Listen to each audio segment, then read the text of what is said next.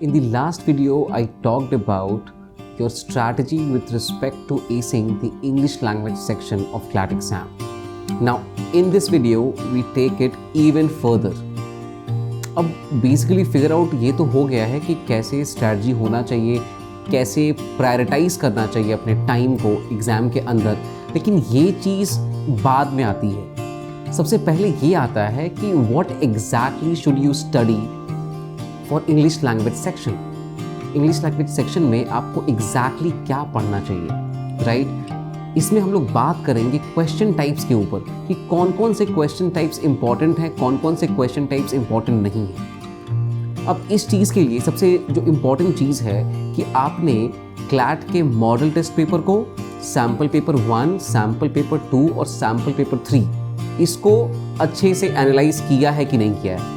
उसके बाद CLAT 2020 and CLAT 2021 के पेपर को एनालाइज किया है कि नहीं किया है। अगर किसी बच्चे ने डिटेल में इन सभी चीज़ों को प्रॉपरली अगर एनालाइज किया होगा तो उनको ये प्रॉपरली पता होगा कि सैम्पल पेपर्स में जो quality of English language questions थी, सेम वही क्वेश्चंस क्लैट 2020 या फिर क्लैट 2021 के पेपर में बिल्कुल नहीं था, राइट? अगर हम लोग एवरेज भी देखें तो हम लोग को एक प्रॉपर एक आइडिया होना चाहिए कि अगर हम प्रिपेयर कर रहे हैं इंग्लिश लैंग्वेज सेक्शन के लिए तो कौन सा क्वेश्चन टाइप बहुत ज़्यादा इंपॉर्टेंट है, कौन सा क्वेश्चन टाइप रेयरली इंपॉर्टेंट है। तो ये प्रायोरिटी सेट करके तब प्रिपरेशन करना है हमें, क्योंकि हमें इन कोर्स ऑफ टाइम अपने आप को बहुत ज़्यादा एफिशिएंट बनाना है। अभी परेटोस प्रिंसिपल ये बोलता है कि 80% रिजल्ट जो हमारा आता है वो 20% एफर्ट से होता है, और कुछ ऐसा भी की एरियाज होता है जहाँ की 80% एफर्ट आप लगा रहे हैं लेकिन उससे आउटकम जो है वो बस 20% है।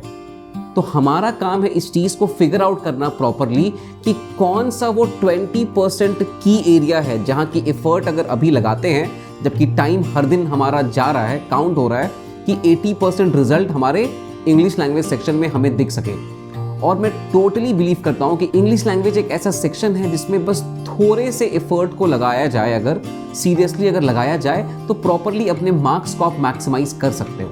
100% आप कर सकते हो, सब लोगों का स्कोर इंप्रूव हो सकता है, लेकिन आपको प्रायोरिटाइज करना पड़ेगा कि अल्टीमेटली कौन से ऐसे क्वेश्चन टाइप्स हैं जो कि बहुत ज़्यादा इंपॉर्टेंट है और उनको प्रॉपरली करेक्ट किया जाए। वहाँ पे अगर कोई प्रॉब्लम आ रहा है उसको करेक्ट किया जाए। अब आप सबके सिंप्लिसिटी के लिए प्रॉपरली हम लोग इंग्लिश लैंग्वेज में जो क्वेश्चन टाइप्स एग्जाम के लिए इंपॉर्टेंट है उसको हम लोग 3 कैटेगरी में बांट सकते हैं। पहला कैटेगरी कॉम्प्रिहेंशन बेस्ड क्वेश्चन, दूसरा कैटेगरी वोकैबुलरी बेस्ड क्वेश्चन और तीसरा कैटेगरी ग्रामर बेस्ड क्वेश्चन। अब हम लोग देखेंगे कि ये सारे सेक्शंस में कौन कौन सा क्वेश्चन टाइप इंपॉर्टेंट है, लेकिन हमारे लिए जो गाइडलाइंस हैं वो अगेन क्लैट 2020 का पेपर, 2021 का पेपर, सैम्पल पेपर, तीनों टेलीग्राम पे उन्होंने कुछ क्वेश्चंस शेयर किया था वो, और मॉडल पेपर। यही हमारे लिए गाइडलाइंस हैं जिसके थ्रू हम या फिर कोई और इस बात को प्रॉपरली जज कर सकता है, प्रेडिक्ट कर सकता है कि कौन कौन से क्वेश्चन टाइप्स क्लैट के लिए इंपॉर्टेंट हैं। तो अब अगर हम लोग बात करें कॉम्प्रिहेंशन बेस्ड क्वेश्चन टाइप्स के लिए, तो कॉम्प्रिहेंशन के अंदर कौन कौन से क्वेश्चन टाइप्स आते हैं। सबसे पहला क्वेश्चन और अगेन सबसे ज़्यादा वेटेड जो प्रॉपरली कवर करता है वो है इन्फरेंस बेस्ड क्वेश्चंस। अब इन्फरेंस बेस्ड क्वेश्चंस में बेसिकली हम लोग क्या करते हैं, लॉजिकली डिड्यूस करते हैं। एक इन्फॉर्मेशन प्रॉपरली दिया हुआ है, उससे उसके बेसिस पे हम लोग क्या चीज़ लॉजिकली डिड्यूस कर सकते हैं। अब वो फैक्चुअली करेक्ट हो या नहीं हो ये मतलब नहीं है। इन्फरेंस का मतलब ये होता है कि कोई गिवन इन्फॉर्मेशन है उससे हम लोग डिड्यूस क्या कर सकते हैं। तो आपको डिडक्शन यहाँ पे करके देखना है। और जनरली ऐसा क्वेश्चन आता है कि which of the following is the author most likely to agree with और most likely to disagree with. Maximum weightage again मैं बार बार इस बात को एम्फसाइज कर रहा हूँ कि वो इन्फरेंस से ही आता है। इसके बाद है डिटेल बेस्ड क्वेश्चन। ये सबसे ईजिएस्ट क्वेश्चन है पूरे पेपर का। अगर इंग्लिश लैंग्वेज के पेपर का सबसे ईजिएस्ट अगर कोई क्वेश्चन टाइप है तो वो डिटेल बेस्ड क्वेश्चन है। डिटेल बेस्ड क्वेश्चन में क्वेश्चन स्टेम प्रॉपरली आपको बताता है कि एग्जैक्टली आपको कोई ना कोई इंफॉर्मेशन जो कि ऑलरेडी किसी न किसी पैराग्राफ में फैक्चुअली एक्सप्लिसिटली पैसेज में रिटन है, all you have to do is to identify it, check your answers, confirm your answer. तीसरा question type title based questions है कि which of the following is the most appropriate title for this given passage. ये आता भी है, नहीं भी आता है। अगर ये आता भी है तो पूरे 6 पैसेज में एक क्वेश्चन किसी एक पैसेज का होगा टाइटल बेस्ड क्वेश्चन। अगला क्वेश्चन टाइप है tone of the author. Tone of the author again एक ऐसा क्वेश्चन है जिसमें कि पैसेज में ऑथर क्या लिखा है सिर्फ इंपॉर्टेंट नहीं है, और क्यों लिखा है सिर्फ इंपॉर्टेंट नहीं है, ऑथर क्या फील करता है उसके बारे में। अब हम किसी चीज़ के बारे में बता रहे हैं, अगर हम बता रहे हैं किसी चीज़ के बारे में कि कोई जजमेंट आया है, तो फैक्चुअली बस हम ये बता रहे हैं कि जजमेंट आया है। तो अब हम बोलते हैं, जब कोई ऑथर इस बात को बोलता है कि जजमेंट आया है, तो फैक्चुअली ये इन्फॉर्मेशन पैसेज में प्रेजेंट है। लेकिन इससे मे बी हम लोग पैसेज का व्हाट डिसाइड कर सकते हैं, वाई डिसाइड कर सकते हैं, लेकिन ऑथर का टोन डिसाइड नहीं कर सकते हैं। ऑथर का टोन हमेशा हम लोग डिसाइड कर सकते हैं कि ऑथर अपने बात को रखने के लिए कौन सा एडजेक्टिव यूज कर रहा है। फॉर एग्जाम्पल, अगर कोई बोलता है कि this judgment by the Supreme Court is a landmark judgment in this case और इन दिस सिनेरियो, जो लैंडमार्क वर्ड वो यूज किया है वो प्रॉपरली रिफ्लेक्ट करता है कि what author feels about that particular topic और दैट पर्टिकुलर इंसिडेंट। तो हमेशा टोन हम लोग प्रॉपरली आइडेंटिफाई कैसे कर सकते हैं, टोन से, कि ऑथर और हमेशा मतलब सिंप्लिसिटी के लिए अगर मैं बात करूं तो प्रॉपरली आपको बस इतना ही देखना है कि ऑथर उसके बारे में पॉजिटिव फील करता है कि ऑथर उसके बारे में नेगेटिवली फील करता है। बस ये आप एक बार फिगर आउट कर ले तो जो 4 आंसर चॉइस है उसमें जो वर्ड्स दिया हुआ रहता है, उस वर्ड्स के मीनिंग को अगर आपको पता है कि ये वर्ड हमेशा किसी पॉजिटिव कॉनोटेशन में यूज होता है या फिर ये वर्ड हमेशा नेगेटिव कॉनोटेशन में यूज होता है, और इन दोनों को देख के प्रॉपरली हम लोग डिसाइड कर सकते हैं कि टोन ऑफ द ऑथर क्या होगा। नेक्स्ट अगर मैं बात करूं तो नेक्स्ट क्वेश्चन टाइप है स्टाइल ऑफ राइटिंग। अब स्टाइल ऑफ राइटिंग में क्या होता है कि क्या वो पैसेज नरेटिव है, क्या वो पैसेज डिस्क्रिप्टिव है, क्या वो पैसेज एक्सपोजिटरी है। तो अगेन ये 3 या 4 कैटेगरीज हैं, यही कैटेगरीज के क्वेश्चन आपको पूछे जाएंगे, और इनमें से भी अगर कोई क्वेश्चन आता है तो वो किसी 6 पैसेजेस में से किसी एक पैसेज में ही होगा। इसके बारे में आगे के वीडियोस में मैं प्रॉपरली टोन के बारे में भी बात करूंगा, टोन ऑफ द ऑथर के बारे में भी बात करूंगा, कैसे उसको आइडेंटिफाई करेंगे हम लोग कुछ क्वेश्चंस के साथ देखेंगे। And similarly style of the author का जो राइटिंग स्टाइल है उसको भी हम लोग डिटेल में आगे देखेंगे। अब अगला क्वेश्चन जो है वो एप्लीकेशन बेस्ड क्वेश्चन है। अब एप्लीकेशन बेस्ड क्वेश्चंस को मैं काफ़ी ईजियर वे में समझाना चाहता हूँ। For example let's say passage का ऑथर मैं हूँ, राइट, और मैंने अपने पापा के ऊपर एक पैसेज लिखा है। अब पापा के ऊपर जब मैंने पैसेज लिखा है तो प्रॉपरली मैंने ये बताया है कि मेरे पापा जो हैं वो प्रॉपरली कंजर्वेटिव हैं, राइट। ऐसे ही फैक्चुअल सिनेरियो या सिचुएशंस को प्रॉपरली वहाँ पे दिखाया है मैंने, राइट। अब क्वेश्चन एग्जाम में क्या आएगा कि which of the following is the author's father most likely to agree with. और अब सपोज कर लीजिए कि वहाँ पे 2 ऑप्शन है, एक लव मैरिज दिया हुआ है, एक अरेंज मैरिज दिया हुआ है। अब पैसेज में ऑलरेडी जो इन्फॉर्मेशन दिया हुआ है वो हो सकता है पैसेज के बारे में हम लोग जिस एस्पेक्ट में बात कर रहे हैं अपने पापा के बारे में वो डेफिनेटली मैरिज के कॉन्टेक्स्ट में नहीं है, वो डेफिनेटली फैमिली के कॉन्टेक्स्ट में नहीं है, वो इंटायरली बहुत ही डिफरेंट सेगमेंट में हम लोग बात कर रहे हैं। हो सकता है कि पैसेज में मैंने ये डिस्कस किया है कि मेरे पापा गवर्नमेंट जॉब और स्टार्टअप या फिर एंटरप्रेन्योरशिप के बारे में जब बात होती है तो मेरे पापा प्रॉपरली ये थॉट प्रोसेस रखते हैं जो कि काफ़ी कंजर्वेटिव है, प्रॉपरली स्टेबिलिटी वाली चीज़ को वो हाईलाइट करते हैं। उस पैसेज में मैंने हाईलाइट किया है और प्रॉपरली ये दिखाया है कि मेरे पापा प्रॉपरली गवर्नमेंट जॉब को सपोर्ट करते हैं। और अगेन इसको देख के मैंने प्रॉपरली ये बताया कि मेरे पापा का माइंडसेट कितना कंजर्वेटिव है। लेकिन जब यहाँ पे क्वेश्चन पूछा गया तो इस क्वेश्चन में इंटायरली डिफरेंट एस्पेक्ट पे पूछा जा रहा है कि मेरे पापा मैरिज के कॉन्टेक्स्ट में लव मैरिज को सपोर्ट करेंगे या फिर अरेंज मैरिज को सपोर्ट करेंगे।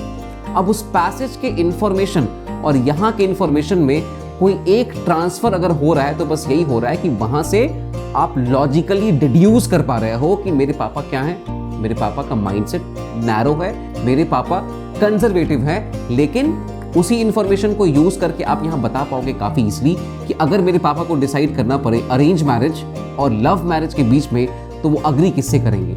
इसका आंसर सबके पास है कि मेरे पापा डेफिनेटली अरेंज मैरिज से अग्री करेंगे, right. Application based questions English language section में सैम्पल पेपर्स में था, but when I talk about CLAT 2020 and CLAT 2021 paper, किसी भी पेपर में कोई भी application based question English language section में बिल्कुल नहीं था, बिल्कुल भी नहीं था। अब हम लोग बात करते हैं वोकैबुलरी सेक्शन में कि वोकैबुलरी सेक्शन में मतलब बहुत सारे बच्चों का मतलब प्रॉपरली अंदर से एक फियर होता है ना कि वोकैबुलरी अगर अच्छा नहीं है, कौन से वर्ड्स को हम लोग रटना स्टार्ट कर दें, कौन सा एक मतलब प्रॉपर एक जगह मिल जाए कि उसको रट ले एक बार कि सारे वर्ड्स के लिए प्रिपेयर हो जाए। ऑनेस्टली मैं अगर बात करूं तो कोई भी इंडिविजुअल, दुनिया में कोई भी इंडिविजुअल जिनका ये खुद का मदर टंग है, वो भी प्रॉपरली ये बात नहीं बोल सकते कि उनको सारा वर्ड आता है। हम तो ठहरे इंडियन, राइट। अब अगर टेस्ट के बारे में अगर हम लोग बात करें तो वोकैबुलरी में हमेशा हमें ये एम करना चाहिए कि हाई फ्रीक्वेंसी वर्ड्स हम लोग कंप्लीट करें, क्योंकि वोकैबुलरी का कोई पेरीमीटर नहीं है, कोई लेंथ नहीं है कि ये पूरा कर लिया तो सारा कुछ हो गया। कभी नहीं हो सकता ऐसा, ना मुझे पता है ना कोई आदमी, मेरे हिसाब से लॉजिकली कोई भी आदमी खड़े होके ये बात नहीं दावा कर सकता है कि नहीं मुझे सारा वोकैबुलरी आता ही है। एग्जाम्स में मुझे लगता है कि लिटरल मीनिंग कम पूछना चाहिए, कॉन्टेक्चुअल मीनिंग ज्यादा पूछना चाहिए। क्लैट ने इस चीज को रेक्टिफाई किया है, ईलेट ने अभी भी रेक्टिफाई नहीं किया है।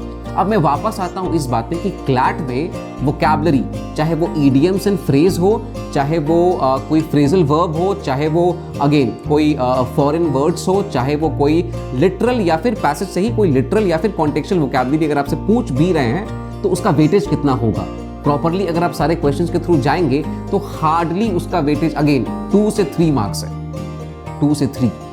अब लास्ट सेक्शन जो बच जाता है वो क्या है, ग्रामर। अब ग्रामर के लिए अलग से प्रिपरेशन, मतलब क्लैट के रिस्पेक्ट में क्या अलग से प्रिपरेशन करने की जरूरत है कि नहीं है। अभी ये क्वेश्चन अगर आप हमसे पूछोगे तो मैं यही बोलूंगा ना कि बेसिकली आपका ग्रामर कैसा है। अगर कम्युनिकेटिव ग्रामर में बात कर रहा हूं, ऐसा नहीं कि आप प्रॉपरली ट्रांसलेशंस के बुक्स को कितना सॉल्व किए हो, या फिर आप रिन एंड मार्टिन को कितना सॉल्व किए हो, या फिर फॉर दैट मैटर कौन से ग्रामर को बुक को लेकर आप बैठे हो। स्पेशली मैं बहुत टाइम देखता हूं कि बच्चे जो है रूल्स, रेगुलेशंस, एरर, ये सारा कुछ पढ़ना स्टार्ट कर देते हैं, लेकिन क्लैट के पर्सपेक्टिव से वो बिल्कुल इंपॉर्टेंट नहीं है। क्लैट के पर्सपेक्टिव से all you need to know is communicative grammar. अब कम्युनिकेटिव ग्रामर जो है वो कॉन्वर्सेशन और कम्युनिकेशन से आता है। जनरली ये चीज आप अनकॉन्शियसली ग्रैब करते हैं through English movies, English web series, English songs और whatsoever you are watching every single day. तो इसके लिए अलग से प्रिपरेशन करने की जरूरत नहीं है। अगर हम लोग क्लैट के पास्ट ईयर पेपर्स को अगर देखें भी तो प्रॉपरली क्वेश्चन 10 से आया है, प्रॉपरली क्वेश्चन अगेन प्रॉपरली अगर आप देखिएगा तो स्पॉटिंग द एरर से आया है, और एक और सेक्शन है जिससे क्वेश्चन कंसिस्टेंटली ईलेट में भी आता है, कंसिस्टेंटली क्लैट में भी आता है, वो है फिगर ऑफ स्पीच, या फिर बहुत लोग बोलते हैं उसको literary devices, right. Literary devices या फिगर ऑफ स्पीच जो है वो मतलब मस्ट स्टडी टॉपिक है, इसको प्रॉपरली करना ही करना है क्योंकि हर साल इससे क्वेश्चन आता है, नंबर 1। लेकिन एक और बात है कि जब ये क्वेश्चन क्लैट के अंदर आता है तो हमेशा एक बात बहुत ही सर्टेन है कि बहुत सारा फिगर ऑफ स्पीच होता है, अगेन बहुत सारा लिटरेरी डिवाइस होता है। लेकिन अगेन मैं आगे के वीडियोस में प्रॉपरली आपके साथ में डिस्कस करूंगा कि लिटरेरी डिवाइसेस कौन कौन से हैं जो कि क्लैट के एग्जाम के लिए इंपॉर्टेंट है, और अगेन उसको कैसे आइडेंटिफाई किया जाए एग्जाम्पल्स के साथ हम लोग देखेंगे इस चीज को। लेकिन एक बात प्रॉपरली अगर कुछ नहीं किया, लेट से किसी बच्चे ने एक लिटरेरी डिवाइसेस छुआ भी नहीं है, तो एक चीज आप मान के रहिए कि अगर ये क्लैट एग्जाम में आता है, आप सारे क्वेश्चंस को उठा के देख लीजिए कि जब भी फिगर ऑफ स्पीच या लिटरेरी डिवाइस का क्वेश्चन अगर एग्जाम में आता है तो हमेशा उसका आंसर या नहीं तो सिमिली होता है या नहीं तो उसका आंसर मेटाफर होता है। मेटाफर में हम लोग क्या करते हैं, डायरेक्ट कंपैरिजन करते हैं। सिमिली में क्या होता है, एज या फिर लाइक वर्ड ऐड रहता है। और चाहे बाकी 2 आंसर चॉइस कोई भी हो, हमेशा आपका प्रायोरिटी यही होना चाहिए कि आप अपने आंसर चॉइसेस को विद रेफरेंस टू जो भी लाइन अंडरलाइन किया गया है, हमेशा 2 आंसर चॉइसेस के अगेंस्ट इवैल्यूएट करें। सबसे पहले वो है सिमिली और वो है मेटाफर। अगर ये दोनों नहीं होगा तभी आप किसी और में जाएं, और उसमें भी जाने के लिए मुझे लगता है कि पर्सोनिफिकेशन और कुछ 1-2 हैं, बस वही क्लैट अगर आ ही सकता है, वही किसी पैसेज में हो ही सकता है। बाकी बहुत सारे ऐसे फिगर ऑफ स्पीच या लिटरेरी डिवाइसेस हैं जो बिल्कुल इंपॉर्टेंट नहीं है क्लैट एग्जाम के लिए। अब जब मैंने इस वीडियो में प्रॉपरली डिस्कस किया सारे क्वेश्चन टाइप्स को, तो मेन पर्पस डिस्कस करने का ये था कि आप ये फील कर पाओ कि किस किस क्वेश्चन टाइप्स को पढ़ना है, पहले किस किस को प्रायोरिटाइज करना है। तो मैंने तो ब्रीफली डिस्कस कर दिया कि भाई ये 3 अलग सेक्शंस हैं, इसके अंदर ये क्वेश्चन टाइप्स आते हैं। लेकिन अगेन सबसे इंपॉर्टेंट चीज अगर कुछ है तो ये समझना है कि अगर हम लोग क्लैट 2020 और क्लैट 2021 के पेपर को कंसिडर करें तो आप ये देखेंगे कि 5 क्वेश्चन, मतलब ग्रामर और वोकैबुलरी दोनों को आप ऐड कर दीजिए। ग्रामर का जितना पॉसिबल क्वेश्चन टाइप्स है और अगेन वोकैबुलरी का जितना भी पॉसिबल क्वेश्चन टाइप्स हैं, उसको अगर आप प्रॉपरली ऐड कर दीजिए तो सिर्फ 5 मार्क्स का क्वेश्चन आया है। रिमेनिंग 25 मार्क्स क्वेश्चन जो आया है क्लैट एग्जाम में वो प्रॉपरली कॉम्प्रिहेंशन बेस्ड है, और कॉम्प्रिहेंशन बेस्ड के अंदर भी इन्फ्रेंस बेस्ड क्वेश्चन और डिटेल बेस्ड क्वेश्चंस को अगर हम मिला ले तो 17 to 18 questions in both of these papers are either inference based question or a detail based question. तो सबसे पहले मैं इस वीडियो के थ्रू मैं यही बताना चाहता हूं कि अगर आप प्रिपेयर भी कर रहे हैं, मॉक टेस्ट भी दे रहे हैं, तो सबसे इंपॉर्टेंट क्या है कि प्रायोरिटाइज करें। एक मॉक टेस्ट दिया तो प्रॉपर्ली देखें कि क्वेश्चन स्टेम गलत कहां हो रहा है, किस वजह से गलत हो रहा है, क्या हम उसको समझ पा रहे हैं, अपने पैटर्न को प्रॉपर्ली हम देख पा रहे हैं कि नहीं देख पा रहे हैं। और सबसे पहले कोई और क्वेश्चन टाइप हो या नहीं हो, वोकैबुलरी वोकैबुलरी के लिए बिल्कुल नहीं पढ़ना है। मेरे हिसाब से अगर आप पूछेगा तो वोकैबुलरी कॉन्टेक्चुअली ही डिराइव होना चाहिए। ग्रामर के लिए अगर कुछ पढ़ना है तो सिर्फ और सिर्फ क्या पढ़ना है, लिटरेरी डिवाइसेस पढ़ना है, वो भी क्या, हार्डली 5 से 10, राइट। कॉम्प्रिहेंशन बेस्ड क्वेश्चंस में अगर हम आएंगे तो वो टाइटल हो, चाहे वो ऑथर स्टोन हो, चाहे वो राइटिंग स्टाइल हो, चाहे एप्लीकेशन बेस्ड क्वेश्चन हो, इससे हार्डली सबको मिला के अगर हम देखें तो 3 से 5 मार्क्स का क्वेश्चन आएगा, हार्डली। मैक्सिमम क्वेश्चन अभी भी कहां है, इन्फ्रेंस बेस्ड, नहीं तो डिटेल बेस्ड। इन दोनों क्वेश्चन टाइप्स को आगे के वीडियोस में मैं प्रॉपर्ली डिस्कस भी करूंगा थ्रू रियल क्वेश्चंस, बट अभी के लिए आपको यही समझना है कि इंग्लिश लैंग्वेज सेक्शन में प्रॉपर्ली आपको इन सारे क्वेश्चन टाइप्स को पढ़ना है और कैसे प्रायोरिटाइज करना है, और ताकि आप ये जान सके कि जब आप प्रिपेयर कर रहे हैं तो अपना टाइम आप किसी ऐसे क्वेश्चन टाइप पे वेस्ट नहीं करें जो रियली इंपॉर्टेंट नहीं है। और क्लैट के लिए आपको एक ना एक दिन तो रेडी होना है ना, तो प्रॉपर्ली आपको देखना है कि कैसे हम कॉन्फिडेंट फील कर पाएंगे इस चीज़ को लेके कि नहीं, इंग्लिश लैंग्वेज में हम पूरा कॉन्फिडेंट हैं। और इंग्लिश लैंग्वेज में डेफिनेटली मानता हूँ, मैंने वीडियो के स्टार्ट में ही बोला, अभी भी मैं बोल रहा हूँ कि मैं प्रॉपर्ली इस बात को मानता हूँ कि इंग्लिश लैंग्वेज सेक्शन पे अगर थोड़ा मेहनत किया जाए, 1 से 1.5 घंटा या 2 घंटा, या फिर आप बस एक सेट पैसेज अगर आप हर दिन सॉल्व कर रहे हो और प्रॉपर्ली एनालाइज कर रहे हो, तो आई बिलीव कि everybody could score 22 to 24 out of 30 questions very easily in English, because it is very certain and it is very predictable. And also the people who are making these CLAT questions make very poor incorrect answer choices. इतना poor question बनाते हैं कि properly आप surface पे देख सकते हैं कि 4 आंसर चॉइस में से एक ही सिर्फ सही हो सकता है, बाकी 3 एब्सोल्युटली इनकरेक्ट है। बिल्कुल भी क्लोज नहीं है कि आप कोई इनडिसीजन करके 2 आंसर चॉइसेस के बीच में कहीं गलती कर लें। मैक्सिमम स्टूडेंट्स अगर कहीं अपना मार्क्स अगर मिस करते हैं प्रॉपर्ली, अगर आप देखिएगा तो बस वो एक ऐसा सेगमेंट है जहां की वो अपना मार्क्स लूज करते हैं। वो सिर्फ इसलिए लूज करते हैं क्योंकि वो properly can not accept, can be inferred, can not be inferred question stem को बहुत ही हड़बड़ी में आप लोग कंप्लीट करते हैं। बहुत सारे बच्चे जब मॉक देते होंगे, मॉक देके जब वापस आते होंगे तो उनको ये हमेशा रियलाइज होता होगा। मैं अपने स्टूडेंट्स के साथ भी ये चीज़ को प्रॉपर्ली आइडेंटिफाई करता हूँ कि हमेशा जब वो मॉक देके आते हैं वो ये रियलाइज करते हैं कहीं पे नॉट लगा हुआ था, कहीं पे एक्सेप्ट लगा हुआ था। ये सारे वर्ड्स के वजह से काफ़ी सिली मिस्टेक्स की वजह से मार्क्स लूज होता है। तो अगर हम लोग इन सब चीज़ों को आइडेंटिफाई करें और प्रॉपर्ली क्वेश्चन स्टेम्स को रीड करने के टाइम थोड़ा पेशेंट रखें। मुझे पता है कि इस एग्जाम में काफ़ी फास्ट हमें क्वेश्चंस को सॉल्व करना है, लेकिन इतना भी फास्ट ना करें कि जो बहुत ही ईजी क्वेश्चन है, जो सारे लोग सॉल्व कर रहे हैं, वो बस पेशेंस नहीं था आपके अंदर, बस आप रीड सही से नहीं कर पाए और इसके वजह से वो गलत हो गए। तो इतना सब कुछ मैंने डिस्कस किया इस वीडियो में। फर्दर मैं और भी वीडियोस बनाऊंगा, उसमें और भी डिटेल में हम लोग बात करेंगे।